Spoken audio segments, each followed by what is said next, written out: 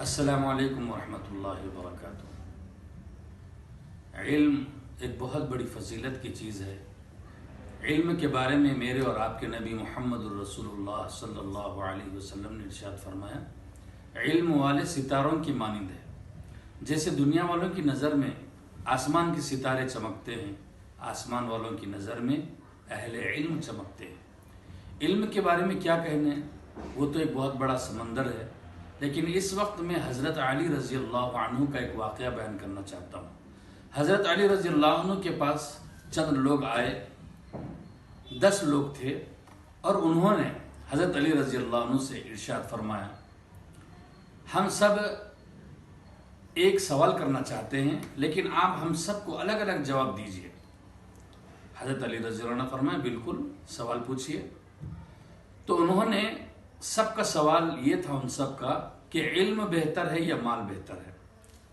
حضرت علی رضی اللہ عنہ نے اس کا جواب پہلے والے آدمی سے فرمایا کہ علم بہتر ہے، اس لیے کہ مال کی تو حفاظت تو کرتا ہے اور تیری حفاظت علم کرتا ہے، اس لیے علم بہتر ہے۔ دوسرے آدمی سے فرمایا کہ علم بہتر ہے، اس لیے کہ مال فرعون، حامان ان کی وراثت تھی، اور علم انبیاء کی وراثت ہے اور انبیاء کا متروکہ ہے۔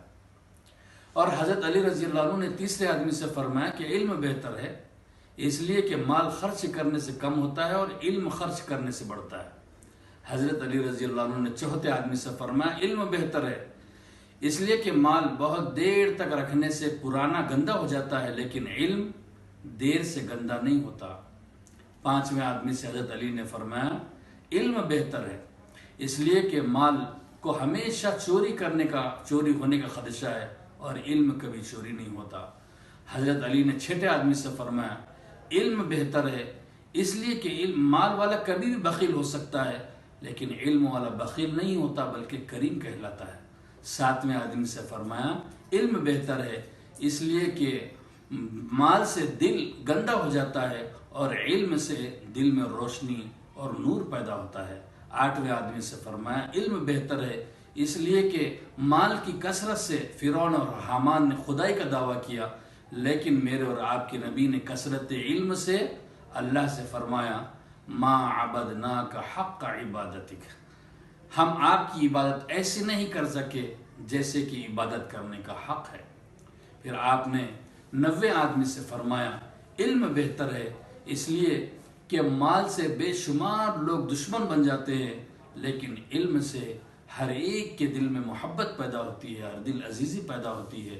اور 10ویں آدمی سے فرمایا، علم بہتر ہے، اس لیے کہ روز قیامت میں مال کا حساب ہوگا لیکن علم کا حساب نہیں ہوگا۔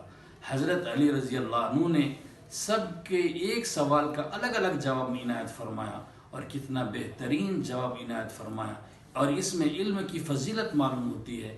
اس لیے علم حد درجہ 100% کامیابی ہے، اور جہالت اور گمراہی کا سبب ہے، ناواقفیت گمراہی کا سبب ہے۔ اس لیے علم کی طرف توجہ دینے کی ضرورت ہے، اور علم کے لیے نہ کوئی عمر ہے نہ عمر کی کوئی قید ہے، بلکہ علماء نے کہا ہے، العلم من المہد الی اللحد، علم تو ماں کی گود سے شروع ہو کر قبر کی گود تک سیکھا جا سکتا ہے۔ نہ عمر کی قید ہے، نہ مال کی قید ہے، نہ کسی اور چیز کی قید ہے۔ اس لیے علم کا شغف اور علم کی طرف توجہ کی ضرورت ہے۔ خاص طور پر اس زمانے میں بچوں کو اور گھر کی خواتین کو، ماں اور بہنوں کو، ہر ایک کو علم کی ضرورت ہے، توجہ بچوں پر دینے کی ضرورت ہے۔ جب اسکول جاتے ہیں دنیاوی تعلیم کے لیے تو سارا وقت اسی میں لگتا ہے اور علم کی طرف توجہ نہیں ہوتی۔